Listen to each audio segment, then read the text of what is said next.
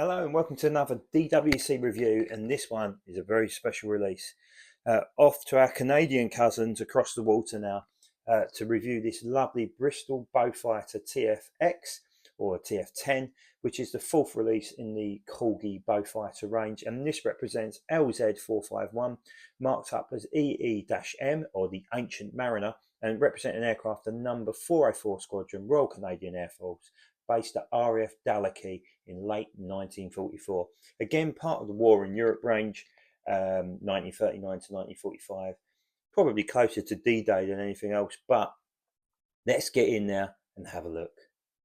So, as I've said, this is the fourth release in the Beaufighter range from Corgi, obviously complementing the Beaufighters released by Hobbymaster, who've done a decent job of it, and including those released by Warmaster and Altair stroke IXO, which are rare to find but are on the market. And of course, one that I reviewed recently, which was an Altair version from the Burmese theatre in the sort of desert and green colouring. But this is the business. This is often regarded as the best Beaufighter on the scene. So let's get in there and have a little look.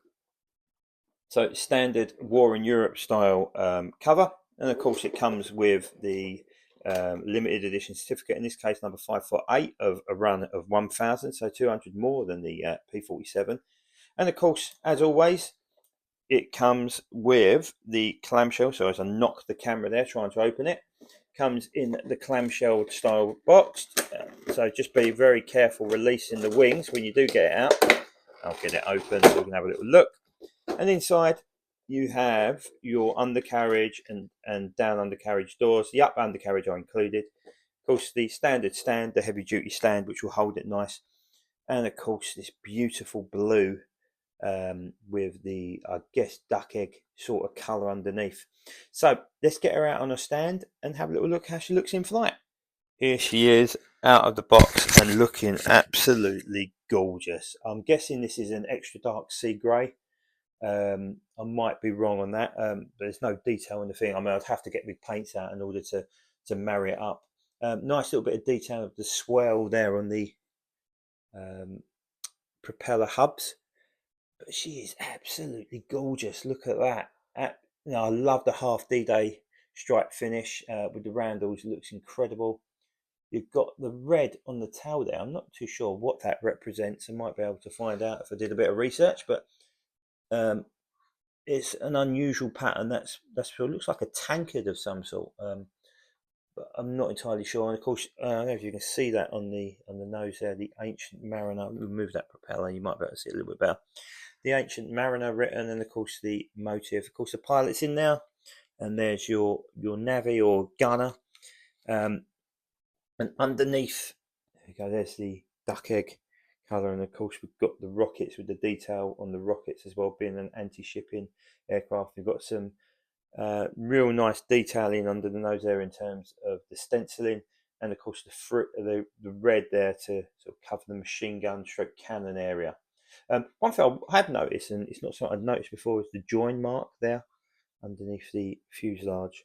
Not amazing, but it doesn't really detract from the model. It does come with another small aerial, which I believe is in this bag, which I'll get to in a minute. And a lot of people have fed back that the aerial falls in, so there's two little bits there and there. So just be careful. It might, again, a bit of blue tack might do the job. I'm not going to put the aerial in for the sake of the video because I don't really want to lose it. But some people have noted that it's actually falling in through the fuselage. So just be very, very careful when you're doing that. You put it in the wrong way, you could end up with a missing aerial. I'm sure Corgi would provide you one, but it's just something for a relatively expensive model you don't really want to muck around with as such. Propeller spin really nicely on this. Don't see any visible paint issues or overpaints or anything like that. I think it's absolutely beautiful. I think Corgi have done a cracking job on this. So let's get her on her undercarriage and we'll talk a little bit about the history of the aircraft. Here she is, looking rather resplendent. I don't know if you can see the small, there's two very small aerials there which I've just put into the middle.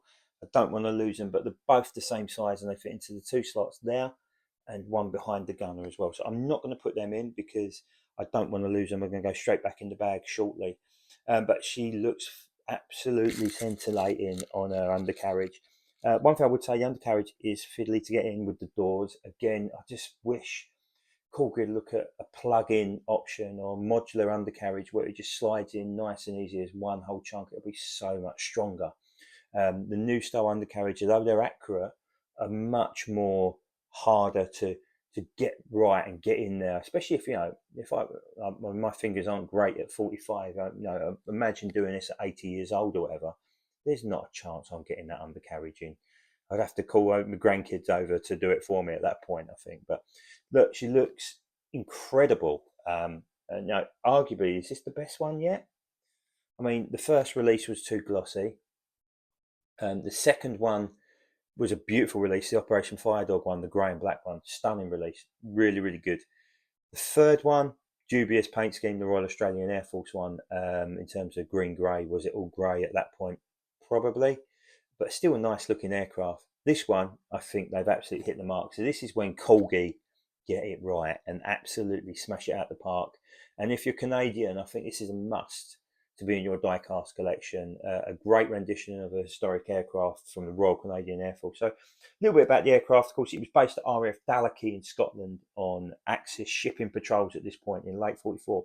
But number 404 Buffalo Squadron, as they were known, the Royal Canadian Air Force, did play a massive part on D-Day, supporting the Allied invasion of France, supporting and making sure, in terms of strike cover and taking out shipping along the way. This is a really, really lovely looking release. I'm actually blown away by it. I think it's really, really good. There's 4 successful releases from Corgi on the Beaufighter, which caught many people by surprise when they announced this tooling, because Hobby Master have had a relatively successful run, with the exception of the Turkish Beaufighter, which is an on-running joke on many of the forums. And it caught us all by surprise, but I've got all 4 of them now, and all 4 of them are great. And I know that the previous one was, once I think it was Mark Harbour who done a bit of research on it and found out it was completely wrong.